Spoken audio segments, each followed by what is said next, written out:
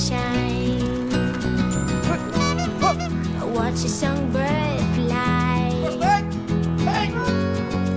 Walking by the river, staring at the blue sky.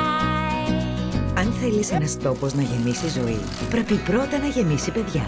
Στη EuroLife FFH, σε συνεργασία με τη Hope Genesis, κάνουμε μαζί ένα πρώτο βήμα ενάντια στην υπογεννητικότητα σε 10 περιοχές της Ελλάδας. Γιατί όταν ένα θέλω έχει αξία, πρέπει να παίρνει ζωή. EuroLife FFH. Τι έχει αξία για σένα?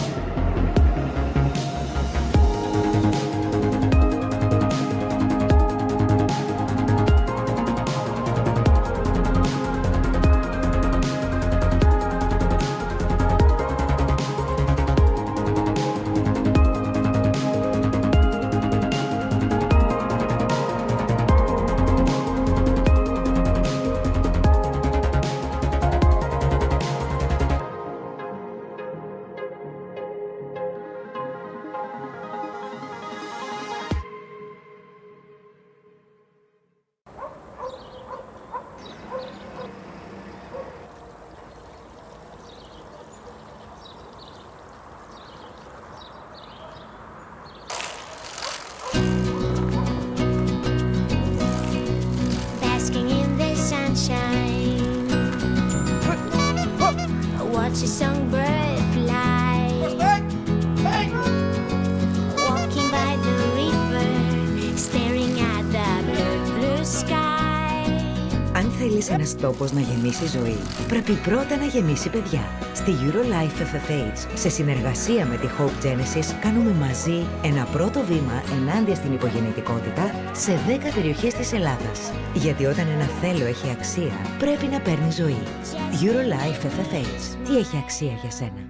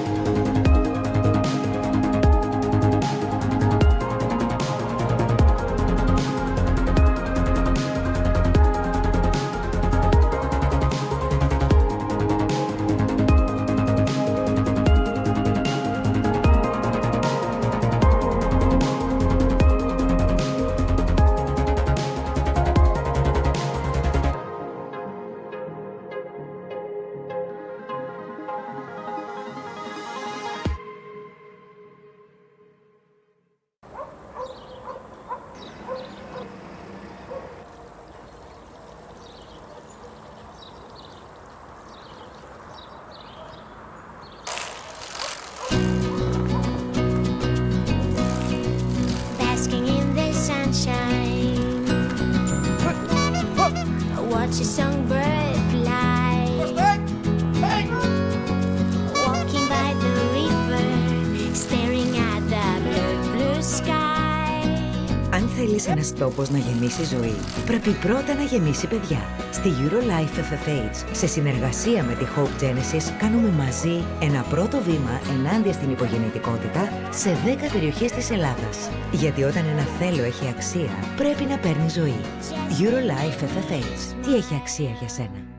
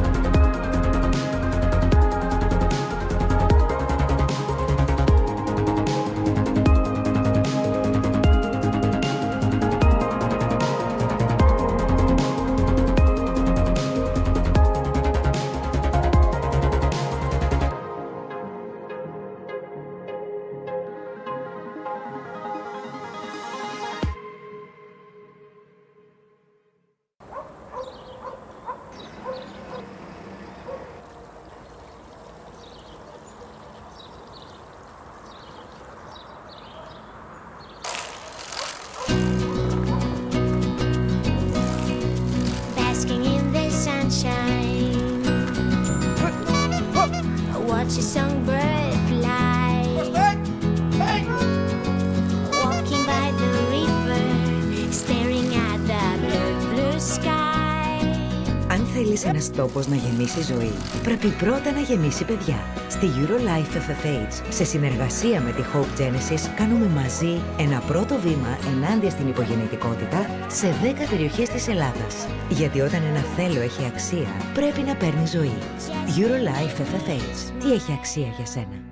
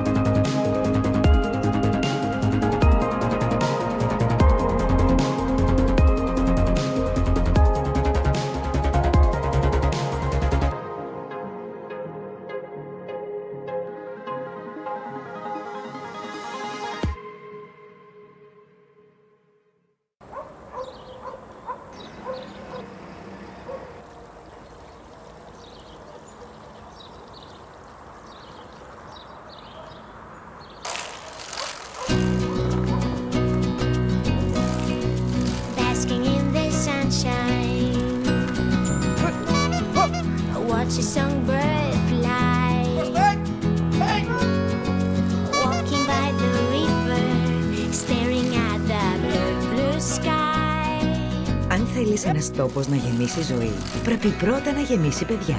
Στη Eurolife FFH, σε συνεργασία με τη Hope Genesis, κάνουμε μαζί ένα πρώτο βήμα ενάντια στην υπογεννητικότητα σε 10 περιοχές της Ελλάδας. Γιατί όταν ένα θέλω έχει αξία, πρέπει να παίρνει ζωή. Eurolife FFH. Τι έχει αξία για σένα?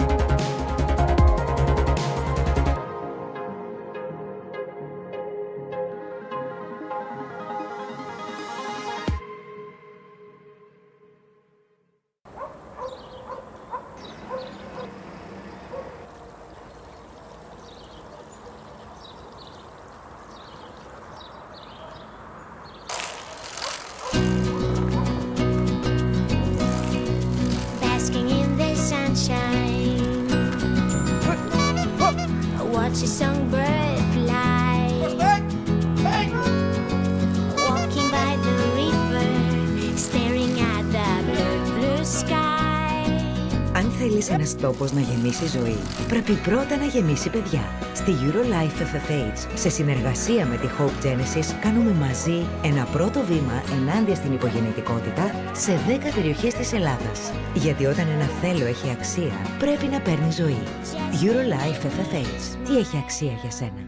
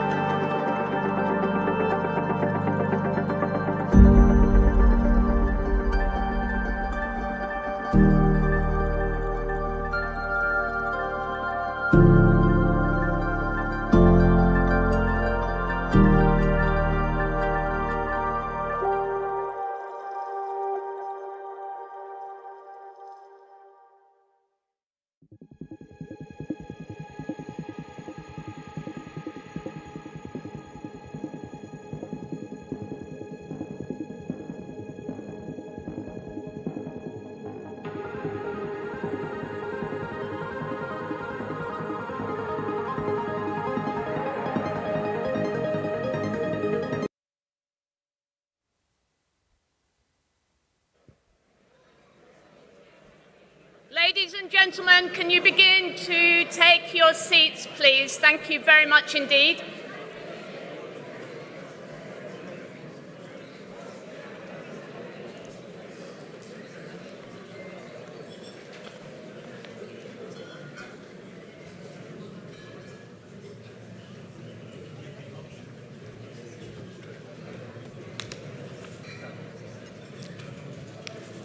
I'll just wait one moment.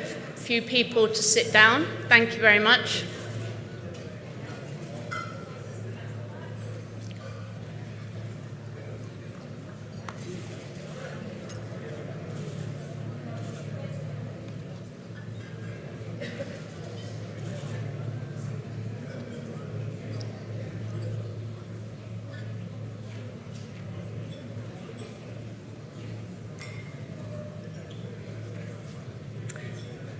Good evening, Excellencies, ladies and gentlemen, everyone.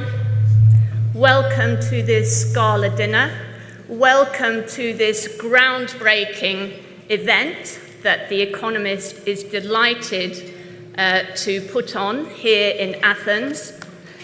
The title of this event is Demographic Challenges and Gender Equality Policies, the Role of Confidence and Cooperation. It's almost 2 years since COVID-19 made its first appearance, and it's now clear that there will be no return to a pre-pandemic normal, even after the pandemic subsides, and we're still some way away from that happening. The impact of COVID-19 is here to stay in the realms of health, demographics, labour markets, social and economic policy, as well as in the political and geopolitical spheres. The economic impact will be deep, and there'll be wide disparities, especially between rich and poor countries, in the recovery timelines. The pandemic has turned a spotlight on many pre-existing problems in the areas of health, ageing, demographics, and the labour market. We're very lucky that our colleagues here in Greece have put together such an unusual and important programme with the help of our supporters and sponsors to discuss often neglected issues. And I would like to thank all of them. In particular, we would like to thank Hope Genesis for their valuable collaboration, and the European Parliament and Commission and the Ministry of Labour of Greece for their support, and very importantly, our founding sponsor, Eurolife. My name is Joan Hoey. I'm the Director for Europe at the Economist Intelligence Unit in London. I've also been covering Greece as an analyst for many years, and I have the privilege of being the conference chair tonight and tomorrow, and I look forward to having some fascinating discussions with our great lineup of speakers and with our audience. This evening, to get the discussion underway, we have two guests who will give the perspective from Greece and from Europe, respectively. First of all, I would like to introduce the Minister of Health of Greece, Thanos Plevris, to talk about the lessons that the government of Greece has learned from the pandemic. The Minister will give his presentation, and then we will have a short discussion before the dinner service begins. Welcome, Minister, and please join me on the stage. Thank you.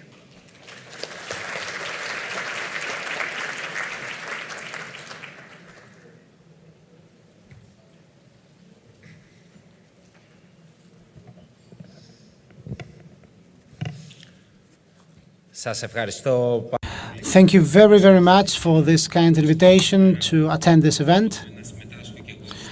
In order to partake in this discussion about the thematics of this event, of course, the main topic of discussion has to do with demographics, and that's something of great concern, especially for Greece. However, when we discussed about the title of my contribution and with respect to my mandate and my portfolio, that is the lessons from the pandemic and the perspective for a new normality and the potential collaboration, for me, it was something extremely challenging in the sense that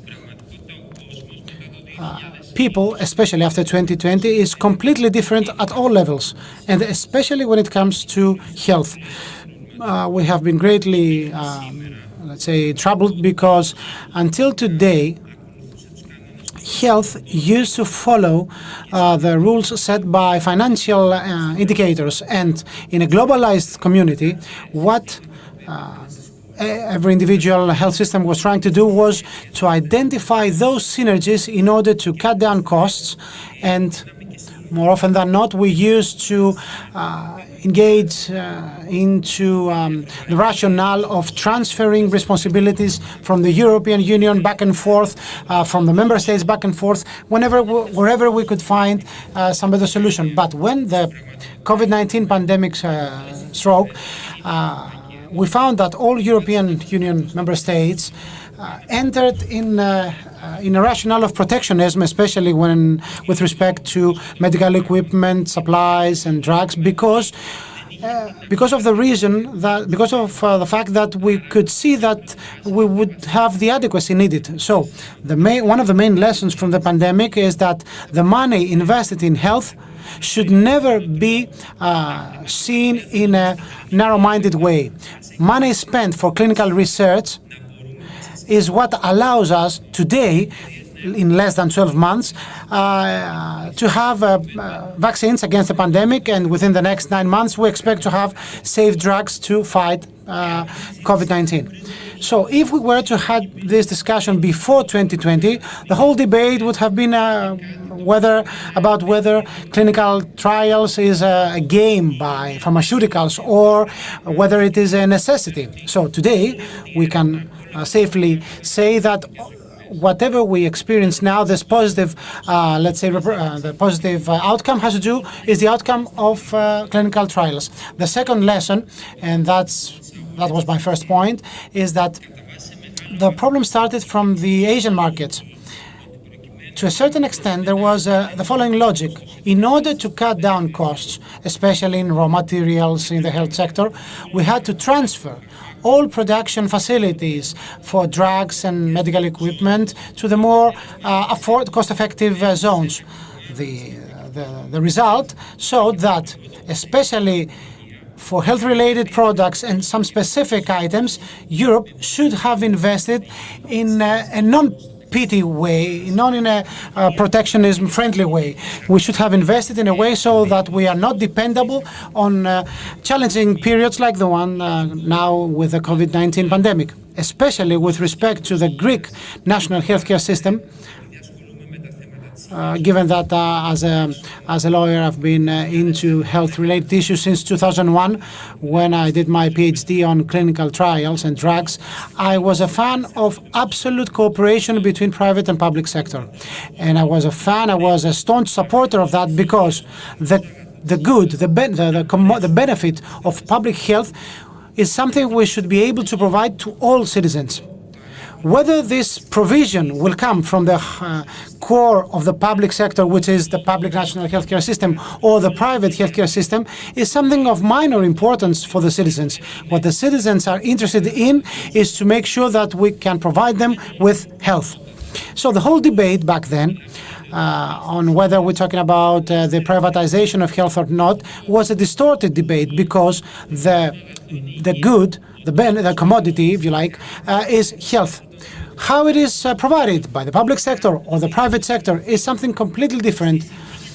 So in the context of a pandemic, what we came to realize was that the Minister of Health is not the Minister of the government-run health system. No, it's a national health system. It's not a state-owned health system. So the pandemic demonstrated that the entire country, entire Greece, turned into a single health region, or periphery, as we call them in Greece.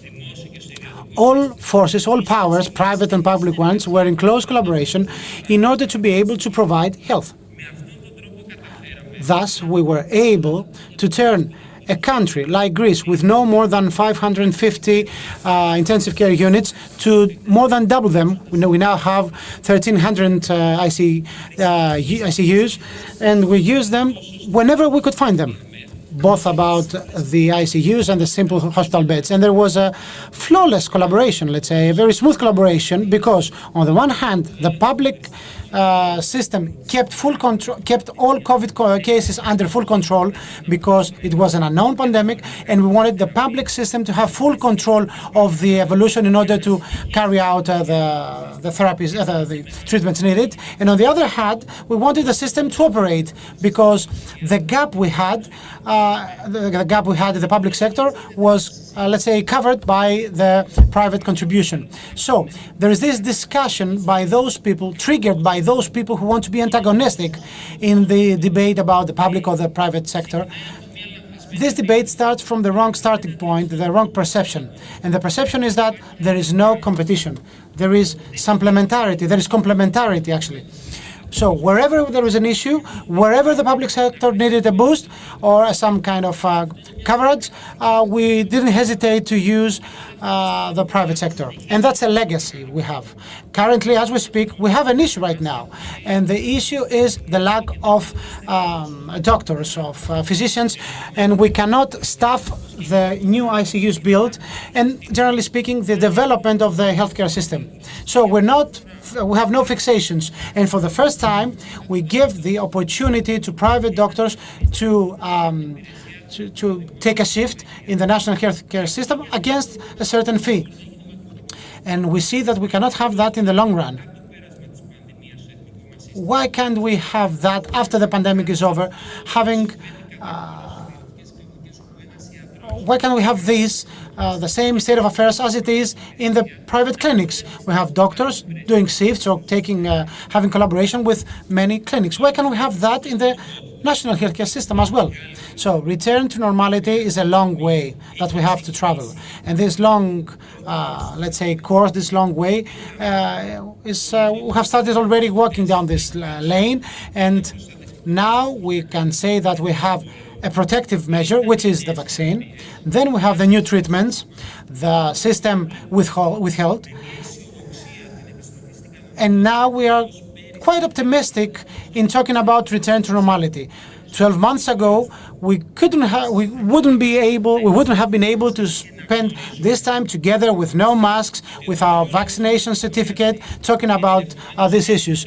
Currently, all people here face the risk of being contaminated. No vaccine can eradicate the risk, but we have very fewer possibilities of getting the disease that will lead us to the ICU or to the hospital bed. Sadly, we have failed in this respect to persuade all our citizens in order to reach the percentage of vaccination that we would have allowed us to go back to normality, as is the case in other countries where they have a vaccination percentage of more than 80% in the general population. We are about 60% right now. And when it comes to the adult population, we are at 71%. This means a lot. The adult population rates means a lot because it is from adult population that will give us ICU hospitalization or normal hospitalization. So if one may say that someone at the age of 18 or 25 might not have this intense fear in order to get vaccinated, however, we might say that we have more than 20% of our elderly, more than 600,000 people, who, until this very moment, have decided not to get vaccinated. So, necessarily, not getting the vaccine is a limitation to our way back to normality. That's why we have decided ourselves to lift partly the measures, because this choice is fully respected. Yes, someone might not want to get vaccinated, but this choice comes with certain consequences. But these consequences are not, let's say, seen in a punitive way. It's all about the society. Society cannot be left behind or stay behind. We have to go back to normality. That's why when we got the epidemiological results and the vaccination rates, we came to conclude that 90% of people in ICUs are non-vaccinated ones. We have approximately 360 individuals ventilated in ICUs, and these people, 90% of them come from the adult population, and no more than 40 individuals, 10 to 12%, are vaccinated. And normally we're talking about people who, because of their personal case, have failed to develop the antibodies necessary because we have concurrent diseases or other conditions.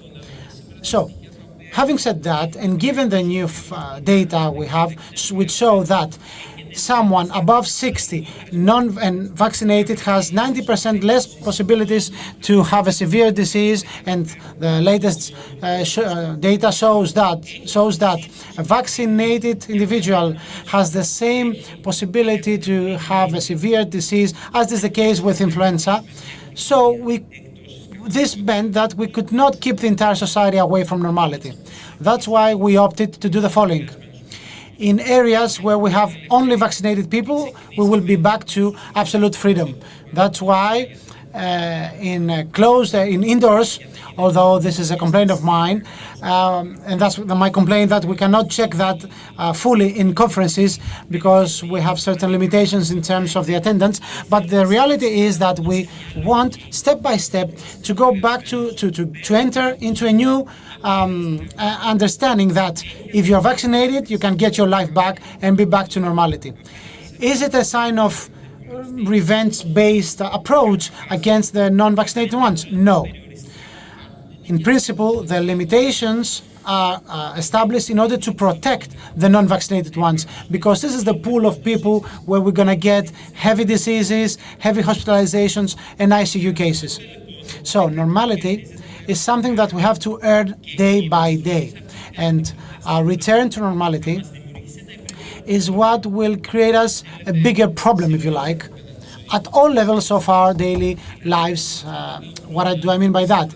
In the past 2 days, these past 2 years will keep on following us in the way we think, in the way we treat life, in the way we deal with diseases. But especially when it comes to health-related issues, there will be a certain concern, because we will start watching or seeing health in a different way. Health is now a parameter, a factor that has to be enhanced every day in an ongoing manner.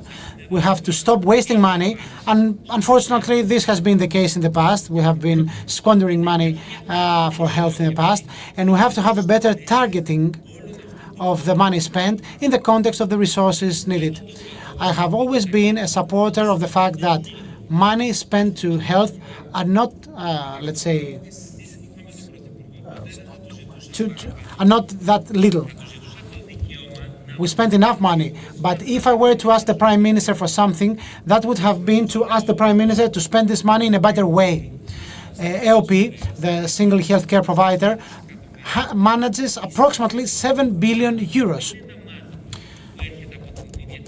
17 billion euros, apologies. One of the lessons of this pandemic is the following. We have to be able to sincerely explain to the insured people that when we have the right funds, we have to make sure that they are channeled in a way that they will deliver us the best qualitative result we can. So the prospect of coming back to normality when it comes to health has to lead us to some specific thoughts. When talking about health, we're talking about the best outcome in the best possible, and of course with the best quality. And now quality will be something to be found everywhere in the healthcare sector, because now we're talking about economies of scale that we are about to develop. What is for certain is that mankind coming back to normality will have to give money back to health. Imagine how things would have been if we weren't to spend this money to research. What kind of pressure would normality be under, and how many people more how many casualties more we would have had, because immunity to pandemic would come as a result of the contamination of the maximum number of people, because we have to understand that in 7 or 8 or 10 months of pandemic, you cannot get the kind of technological leap needed of vaccines, or the kind of patents needed in order. some people, this happened and we were so quick to have the vaccines because certain companies invested heavily during the pandemic. And the pandemic itself demonstrated that in a globalized environment, we are interdependent. 2 days ago, during our meeting with my peers, the European Union Ministers of Health, we discussed about the overall solidarity needed. And in this case, that was evident. And I'm not talking about the solidarity by member states, because indeed, the European Union, despite its challenges, the difficulties, the troubles, which Mr. Renzi, as a former president, knows very well, as a former prime minister, knows very well what these challenges, what these problems are when we discuss with the European Union. However, European Union demonstrated an amazing degree of solidarity. We were able to take our egos back, to put them back, and have central procurements for vaccines. These procurements took into account the population of its country, and no country, at least in the first stage, to, let's say, take advantage of their strong position, was a model of solidarity. And this is the kind of solidarity we have to show even in other respects, because now the debate is the following.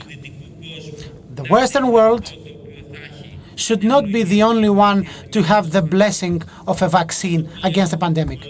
Now, since vaccines are about to be completed, and given that the production is enough to cover greater part of the population, it is high time that we showed our solidarity to the rest of the world, to the third world, because on the one hand, we have to provide them with the let's say, opportunity to get the vaccination needed, and second, on the other hand, if we truly want the end of the pandemic, then immunity has to refer to the total number of countries, given that we're trying to get back to normality in terms of mobility. And that's the truth. And I'm quite proud as a Minister of Health, although for a short period of time, I'm proud of being the Minister of Health of a country that has made so many donations to third countries, also because of the fact that many people didn't present themselves for vaccination. We are a country that have secured the number of vaccines needed. But at the same time, if all non-vaccinated Greeks who decide tomorrow to go and get the vaccine they need it, they can have it. There is an adequacy also for the third dose if needed. And it's a bit sad that we have such an impeccable system for vaccination. You can get your appointment very quickly, you send an SMS, and you get your appointment right on time. And we're now trying to convince those who haven't been vaccinated for something which is self-evident. We actually have mobile units for that. So in the context of solidarity, I think we have to discuss about the following. The achievements of the Western world have to be, let's say, disseminated to third countries as well.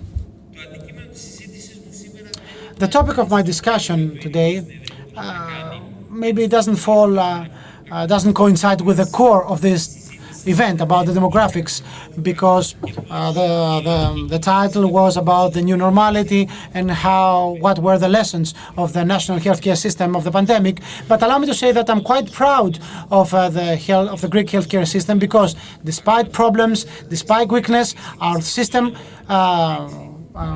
withheld, and it will in the future as well.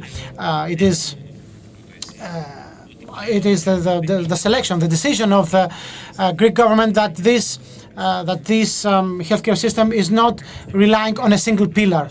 It's all about synergies. If you're not vaccinated, you have the right to be hospitalized in ICU, the same like everybody else who may have, let's say, an accident, a road accident. Last year, there was some waiting list, but for other conditions for an ICU hospitalization. We don't want that. That's why we're saying that. In the context of coming back to normality, the national healthcare system will fully operate. There will be no surgeries frozen. We sincerely say to the people that what you have to do is get vaccinated in order to get the protection needed. If you don't opt for that, we will secure an ICU for you, but this number of ICUs are not endless. So the national healthcare system won't be a single thematic, let's say, healthcare system dealing only with COVID-19. Now, in the context of this discussion, as said by The Economist, and actually allow me to say that this topic goes well beyond the healthcare issues. It's very important to say that this debate is launched in a country where the demographic is a very important issue, a very important problem. It wasn't a problem because of the pandemic. It's a problem that the entire Western world used to face, but for a country of 9-10 million people, the problem is even more intense.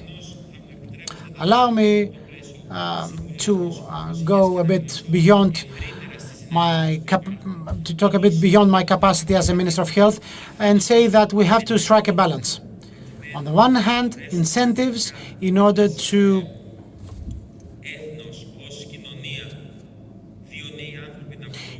encourage young people to have children as a society, as a community, as a nation, and there are many ways to do that. And on the other hand, there is this philosophy in the post-pandemic era that sometimes there is an issue of principles, of values, because for me, demographic is not a purely financial issue. There is also another criterion, a non-financial one, a value-based one. Western communities, Western societies have been dragged away, let's say, from the principle of family and dependence of the family. Because when you have a family that fills you in, then financial matters are secondary, if I may say. So, indeed, the pandemic kept us back, created severe problems, but in reality, it allowed us in these past years to reflect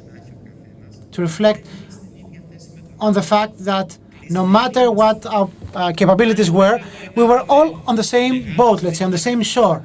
We were all locked down. Small houses, big houses, but we were locked down with our families. We spent a great deal of time with our families in our houses.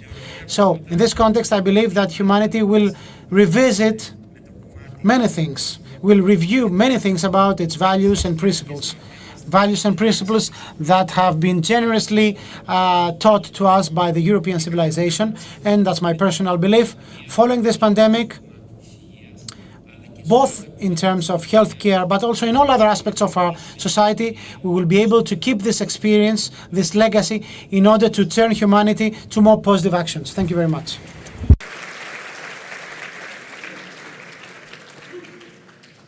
Thank you very much, Minister.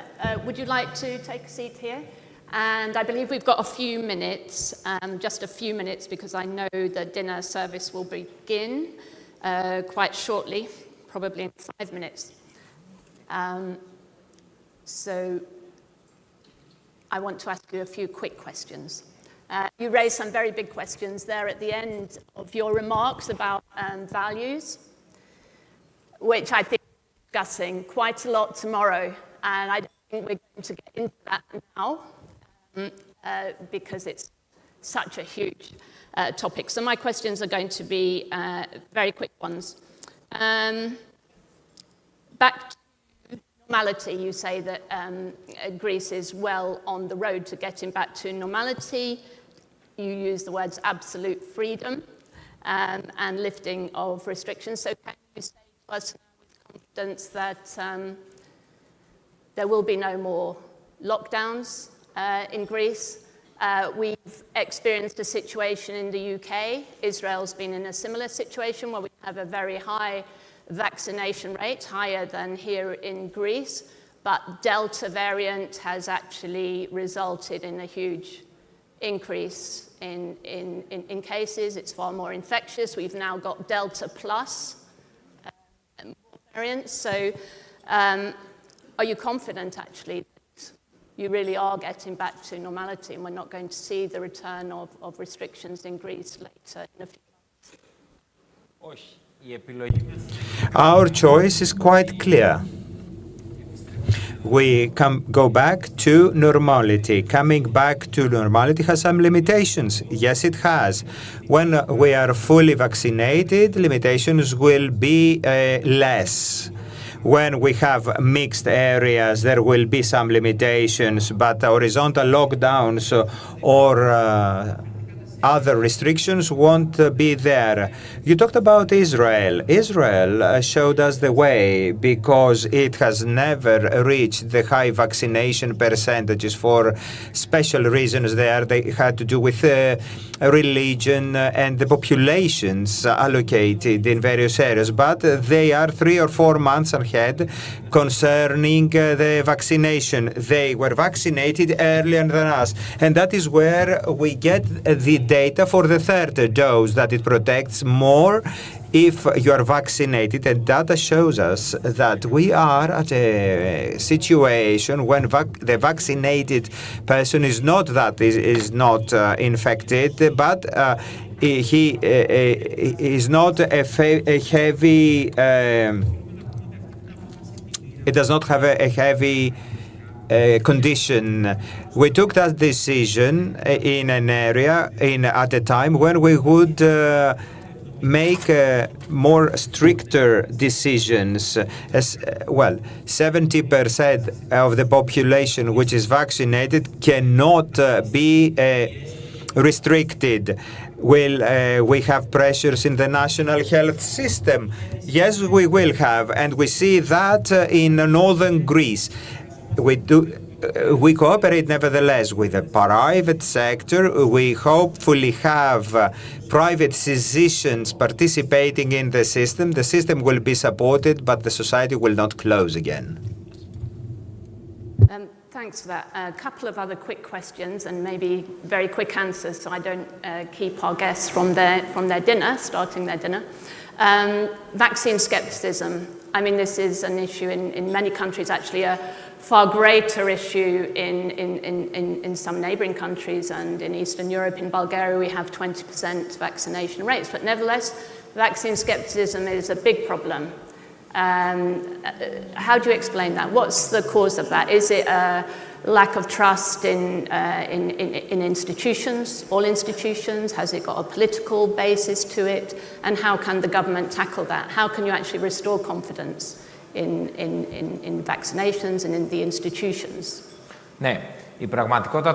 Yes, the reality concerns vaccination. There are different characteristics of people who choose not to be vaccinated. I believe all of us who were vaccinated, well, we had some questions before that, before doing so. It's human. Yes, we have a vaccine. It's a new one.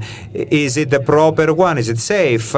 We had to get over these fears, and we have 6 billion doses globally, which shows that it is the safest vaccine of all.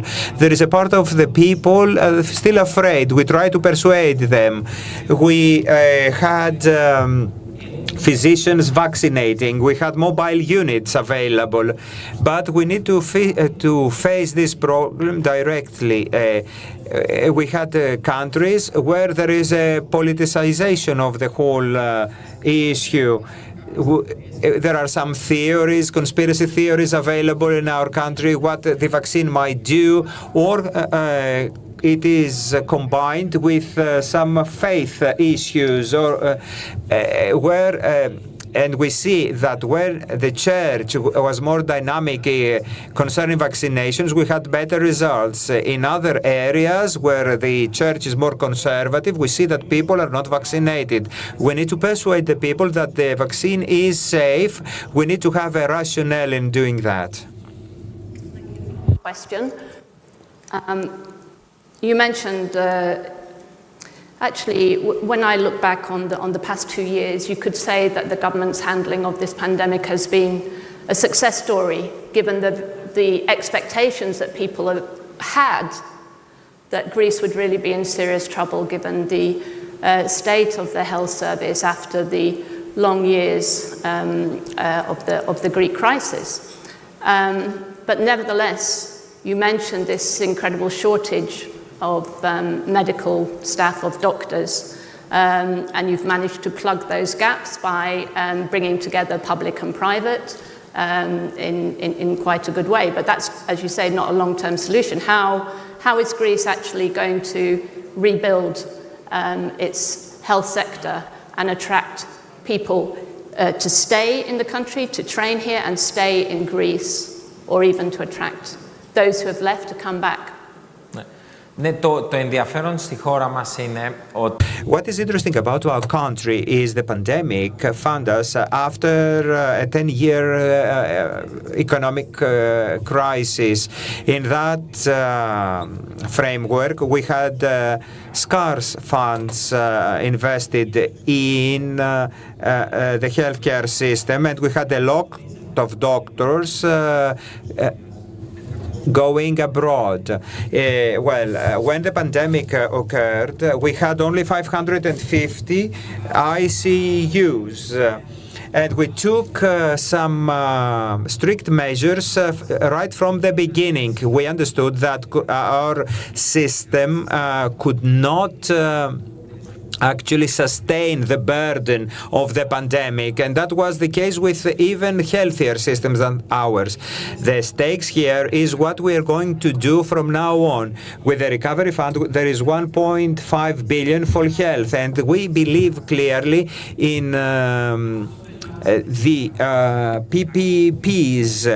Hopefully we will use these funds adequately so as to give our citizens the optimum healthcare system. EOP, our national social security agency, is very strict in the criteria used for health, and we have manned our system with 4,000 extra doctors, but without any wrong perceptions. I would be glad to have private clinics cooperating with the state and have shifts, especially for emergencies on a daily basis. I would be more than glad to have private doctors working in the public sector. We need to see the health as a whole, a national health system including everybody. I believe that we're going to start the dinner service now. So thank you very much for joining us this evening, and we'll hear from Matteo Renzi shortly after you've had something to eat. So please go ahead and enjoy your first course.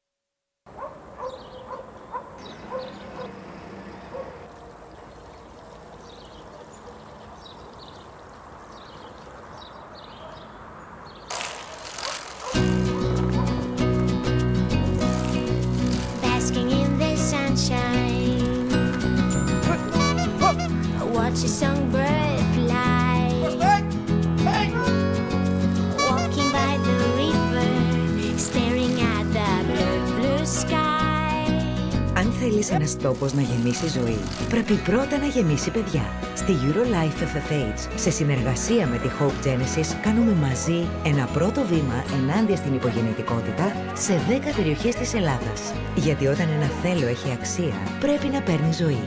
Eurolife FFH. Τι έχει αξία για σένα?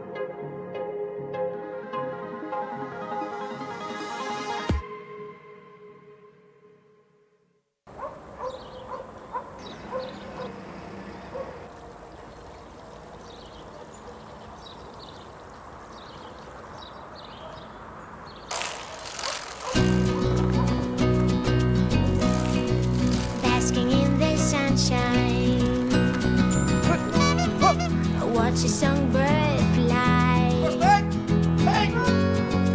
Walking by the river, staring at the blue sky. Αν θέλεις ένας τόπος να γεμίσει ζωή, πρέπει πρώτα να γεμίσει παιδιά. Στη EuroLife FFH, σε συνεργασία με τη Hope Genesis, κάνουμε μαζί ένα πρώτο βήμα ενάντια στην υπογεννητικότητα σε 10 περιοχές της Ελλάδας. Γιατί όταν ένα θέλω έχει αξία, πρέπει να παίρνει ζωή. EuroLife FFH. Τι έχει αξία για σένα?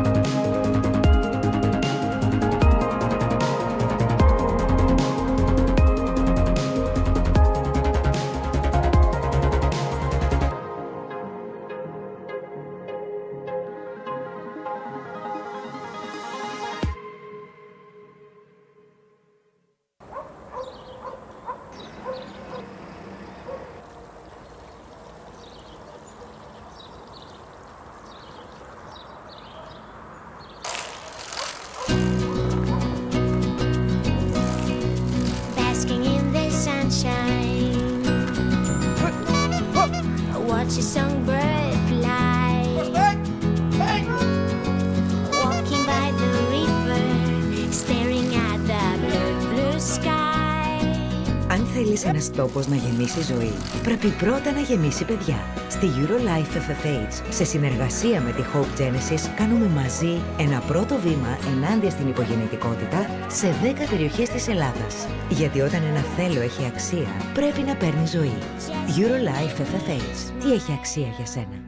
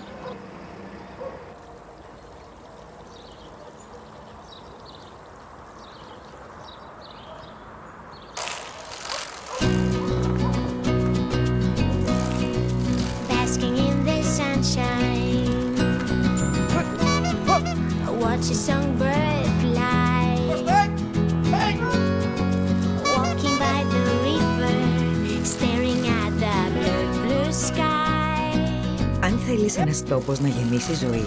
Πρέπει πρώτα να γεμίσει παιδιά. Στη EuroLife FFH, σε συνεργασία με τη Hope Genesis, κάνουμε μαζί ένα πρώτο βήμα ενάντια στην υπογεννητικότητα σε 10 περιοχές της Ελλάδας. Γιατί όταν ένα θέλω έχει αξία, πρέπει να παίρνει ζωή.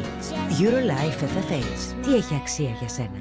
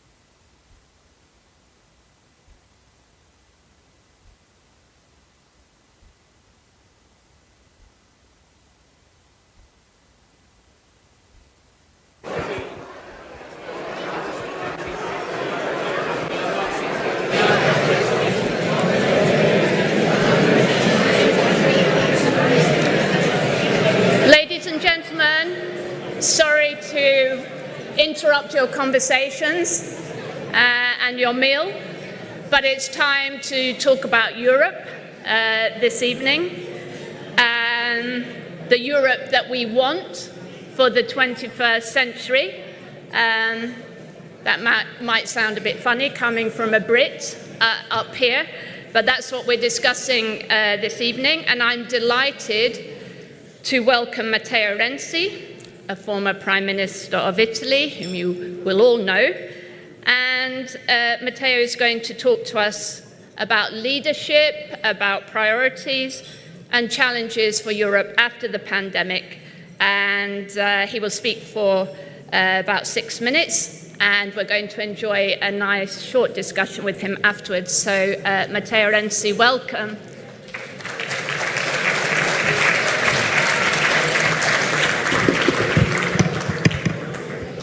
Ladies and gentlemen, good evening. I'm Italian, so I know when there is the dinner, the priority is the food, and not the speech and not politics. So I will be very brief. I hope.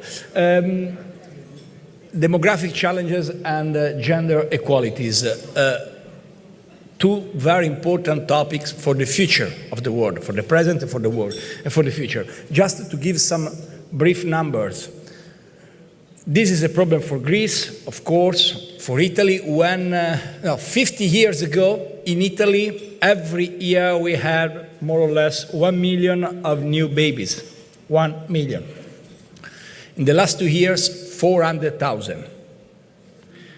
Number two, Italy, Germany, and France, the three biggest countries in Europe, have the same citizens than Indonesia.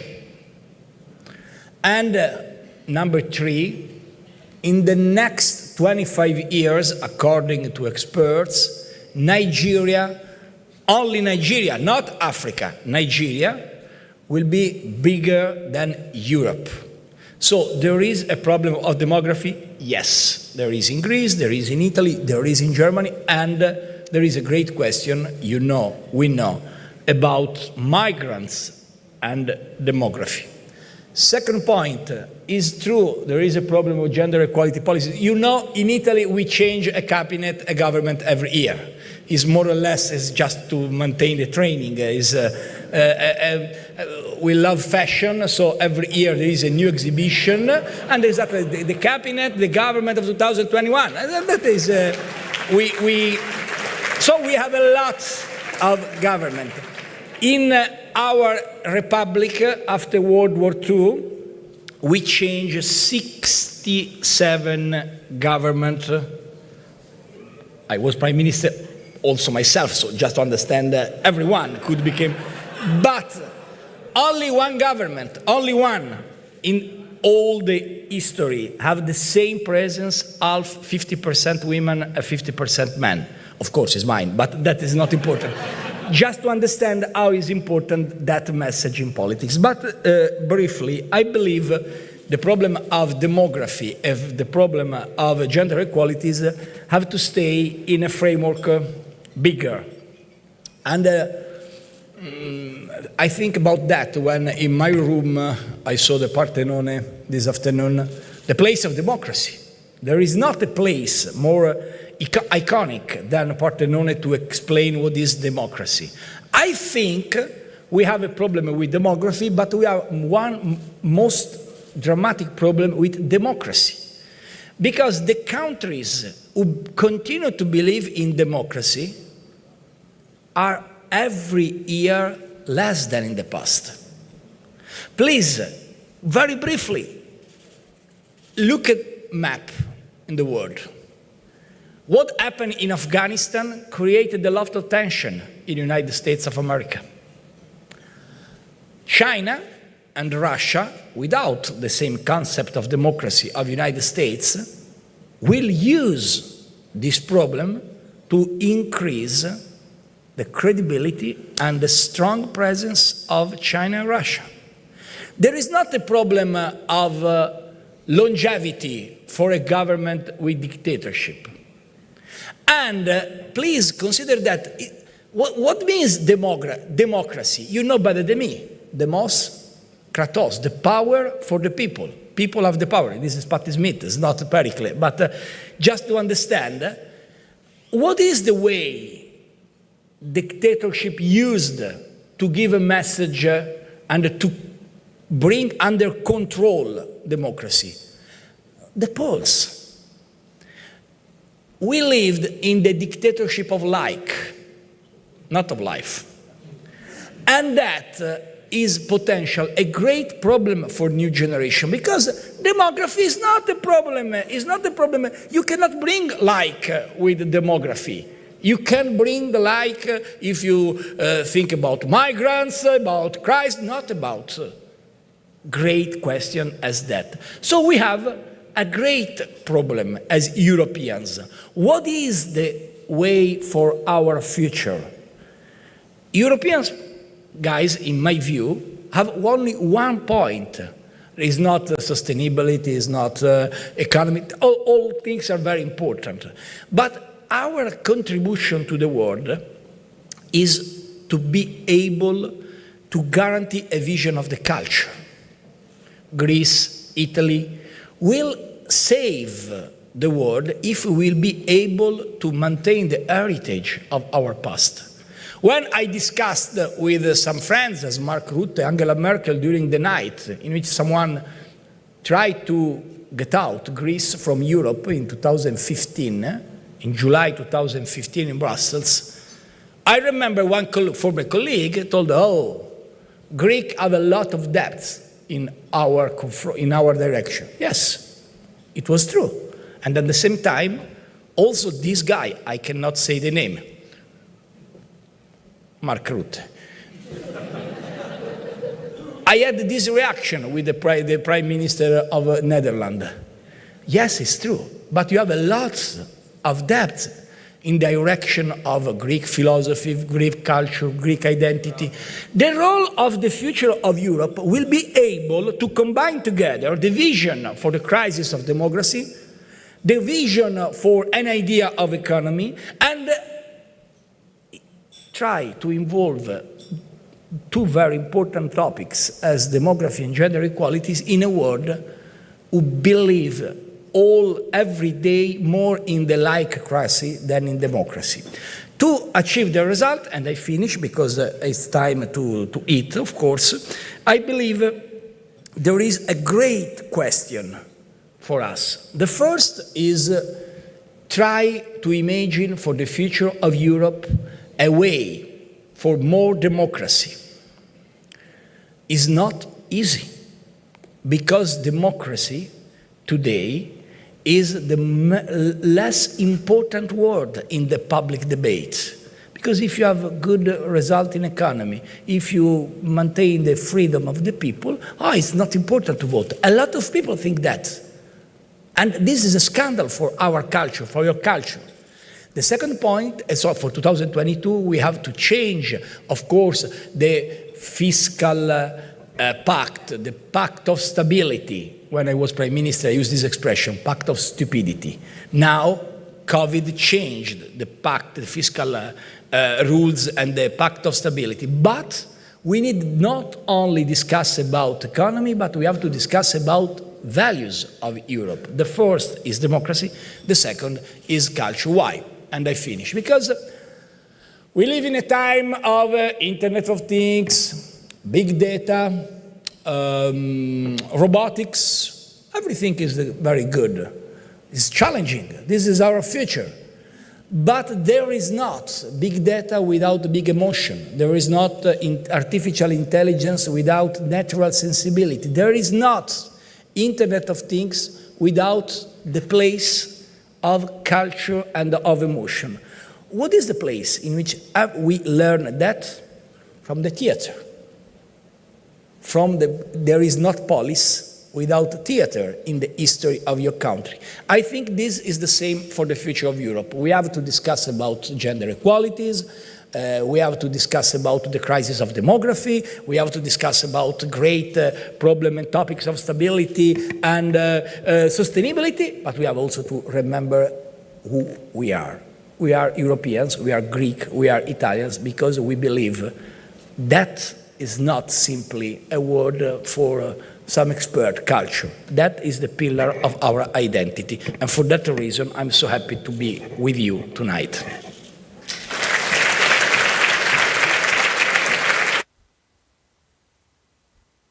Great, thank you. Thank you very much indeed. So you talked about demographic shifts, democratic shifts, and leadership shifts. And that's what maybe we can talk a little bit more about. Is Europe facing a leadership vacuum at the moment? It's the end of the Merkel era. There's a political transition. Looks like Mr. Scholz is going to become the next chancellor. Yes. Who's going to fill that vacuum? I think yes, for a lot of reasons. Because in the last 16 years, Angela Merkel was the leader of EU. We discussed with her some time, for example, in the night of Greece, but also for migrants and for other topics. Before, during our discussion on the table, we remember a quote of Henry Kissinger. In the 70s, Henry Kissinger, former State Secretary of the United States, used this expression. What is the number phone of EU? If I need to call Europe, who is the man? In the last 16 years, the number phone of Europe was the mobile of Angela Merkel. Now, Angela is out. She will leave in November, maybe in December, and Scholz will be a good chancellor, but not with the same level of Angela, for a lot of reasons, for a government coalition, because he needs experience, because there is a new framework. Will the next leader?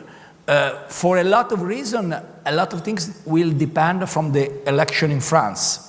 April 10 and April 24, the second round, will be very important to understand, because if we will have, again, Macron against Le Pen, I think that will be a victory for Macron, and this is also my personal hope.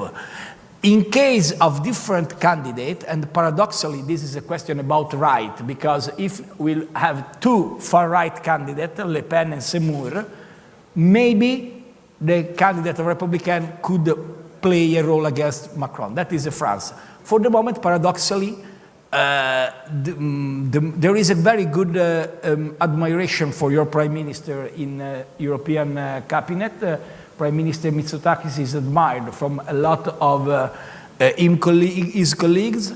The most important leader, paradoxically, I know is strange, will be in the next months the Italian Prime Minister, because Mario Draghi is a very serious and brave leader. He saved the euro in 2013, 2014, and then is an unbelievable year for Italy. We won everything: European Cup, Eurovision, and also the vacuum in European. It's a very good time.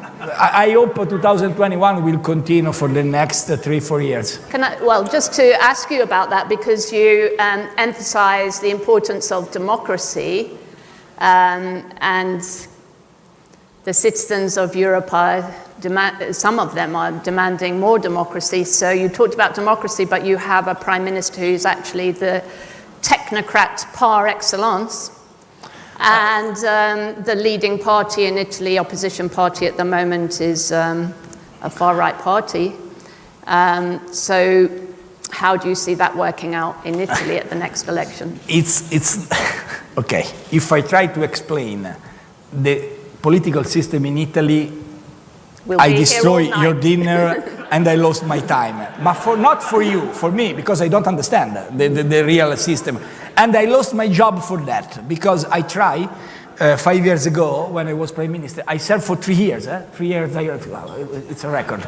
And no, in terms of longevity, I'm the number 3 in 67. So I joke, but it's not very smile thing. Okay, what is the problem? I tried to change constitution and I lost a referendum because I tried to guarantee a system in which you vote for someone and for 5 years he remained Prime Minister. Italian guys told me, there is risk for democracy. Why? Because we grew up with the idea of fascism, really, that is in our DNA. And so the good thing for the Italian people is maintain this instability in the government. With this instability, there is not an who win the election in Greece became Prime Minister. And that is normal. In France, if Macron win the election, became again President of the Republic. In Germany, who arrived first, Scholz, will form a new cabinet. It's in Italy, not. In Italy, depends from a lot of things. In this, and I joke, but I'm a part of this system. I'm not people who don't know that system. So the situation in Italy is waiting for a new reform. Last time we tried to change constitution, I lost the job. So I'm very prudent for my friends. I'm ready to organize a referendum. Please, be careful. This is not urgent. I believe Italy in that time is with a prime minister who really have a very good experience in technocracy, but is not a technocrat because he's a very politician. Mario Draghi is one of the most politician I met in my life. Of course, he served as president of European Central Bank. It's very funny because the people who vote for Draghi in 2021 in Parliament are the same who vote against Europe in 2018. But please don't tell to Italian populists because for the moment no one understands what happened. Great, thank you. I wanted to ask you another question. You talked about Afghanistan and how this was really giving a boost to Russia and China. We're seeing increasing great power rivalry, particularly the dynamic towards conflict between the US and China. And in Europe, we are hearing a lot about the ambition to achieve strategic autonomy. Is something that Mr. Macron, President Macron, speaks a lot about. Now, you're not in office. You're very free to speak as you want to. Do you think that's something that is feasible, a realistic ambition, to the degree that the EU can form its own defense force in contradistinction to NATO and so on? Is that really something that we can expect, or are the divisions within the bloc too great to allow that to happen? It's the decision of Joe Biden. I come back serious. It's a tragedy. I'm a good friend of President Biden. I have a great admiration for him, but at the same time, as Plato used to say, there is a Latin expression, amicus Plato sed magis amica veritas. The translation of Latin is, you are a friend. Plato is a friend, but more friend than Plato is the truth. And the truth is clear. The decision to leave Afghanistan was a tragedy for the decision and for the time. It's not a decision only of Joe Biden. I remember some discussion with him and with the President Obama when I was in the service, so I know how it's important for American people to come back in a different world. But let me be very clear. This decision following the strategy of President Trump, America First, forced the United States of America to lose the moral credibility, the soft power, who saved the credibility of West in the last 70 years. With this idea, that decision is exactly the same decision, nobody speaks about that, but you know for a lot of reasons, when Trump left Kurdistan and permitted to President Erdogan to enter in Kurdistan and kill a lot of girls and women who saved our dignity fighting against extremists in 2 years ago, 3 years ago, 5 years ago. So the problem is America chose a vision, America first. That is a tragedy because Russia think, okay, if America think America first, I can decide alone. Please remember President Putin, who is a very intelligent man, able to study geopolitics and philosophy, decided to bring Crimea after he left, after he saw there was not reaction from America in Syria. One Belt, One Road is a strategy of China President Xi Jinping, one man without problem of democracy, with a vision for the next 30 years, 50 years. Remember, Chinese are a vision of centuries. Do you remember when, during a meeting in Beijing, the Secretary of State of America asked to his colleague in China, what do you think about the French Revolution? It's too early to discuss. Too early to say. Early. Yeah. Too early, 2 centuries after, Too early. So, what is the point? The point is there is a complete transformation. Also in the Arabic world, we cannot we risk to destroy the dinner. And so I arrived to the point of NATO is the most important. I believe the most courageous and brave words about NATO come from President Macron, when 2 years ago he used this expression, there is a brain debt. NATO is brain debt. In The Economist, yeah. That is true, because it was an interview in Economist, and but it's not a brand idea, a brand cooperation. It's the real, very good interview in July 2019, if I remember well. And I think that is true, because NATO was born to fight against communists. Communists lost. What is the new role of NATO? Fight against cybersecurity? Okay. Fight against extremism? Okay. But if your idea is continue to fight against a ghost, there is not future for NATO. And the division also between USA and France, for the first time after a lot of years, President Macron called the ambassador of the United States and of Australia for the crisis of submarine. And just to conclude, because it's too long, we have a great problem for NATO. Also in this part of the world, we have a problem of NATO, because we have to decide what is the strategy of Turkey. Turkey is a part of NATO. But Turkey, for example, in Kurdistan, worked against the value of NATO.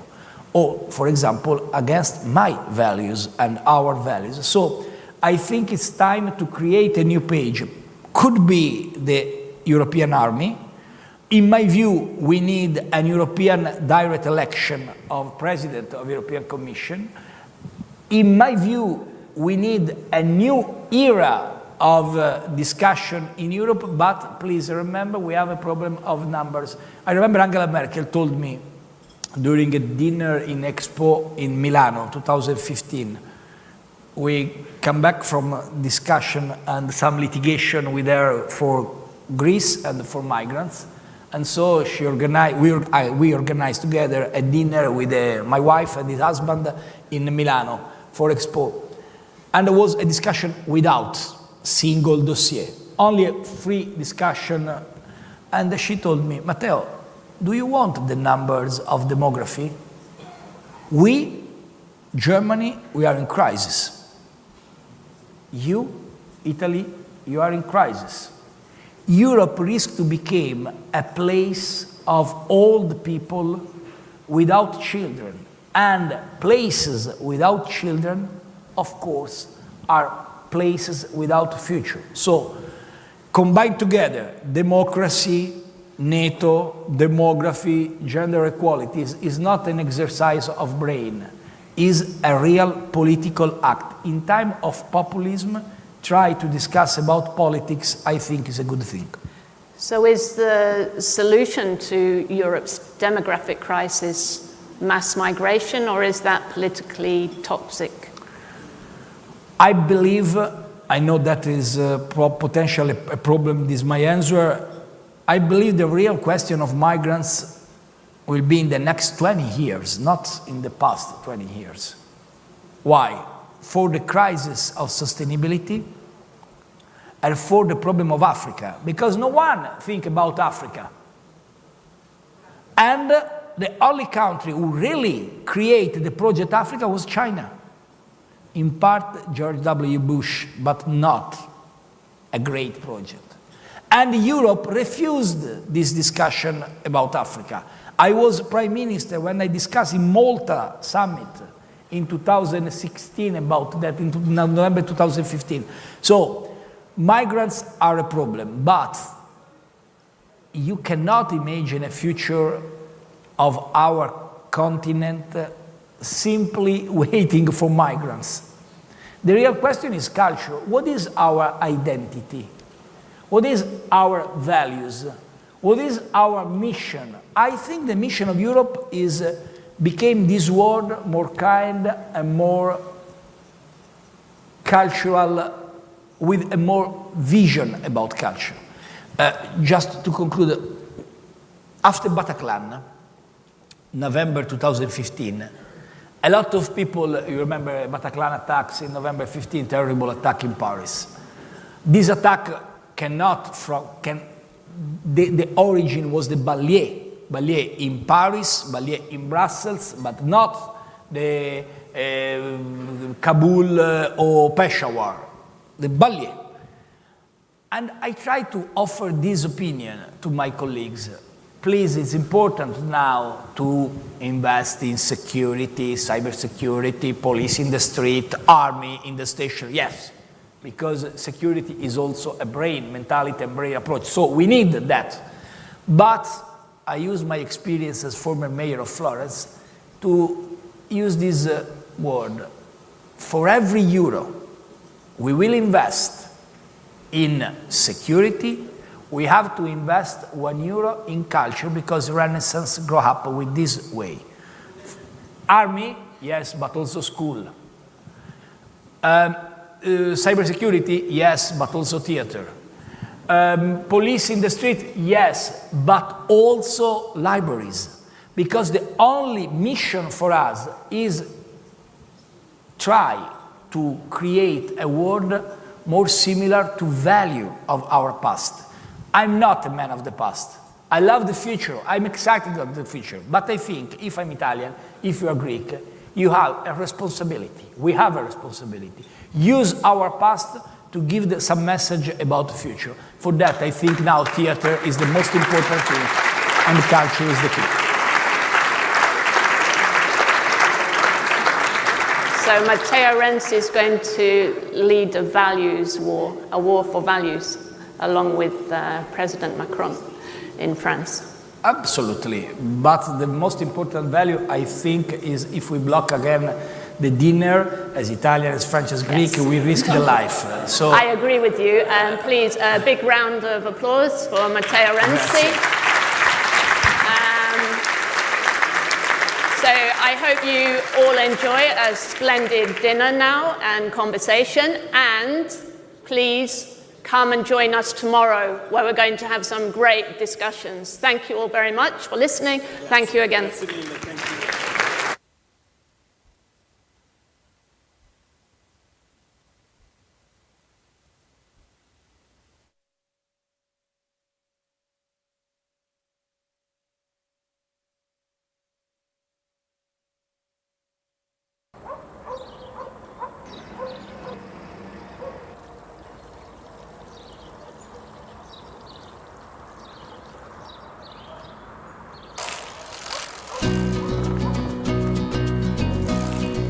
Basking in the sunshine.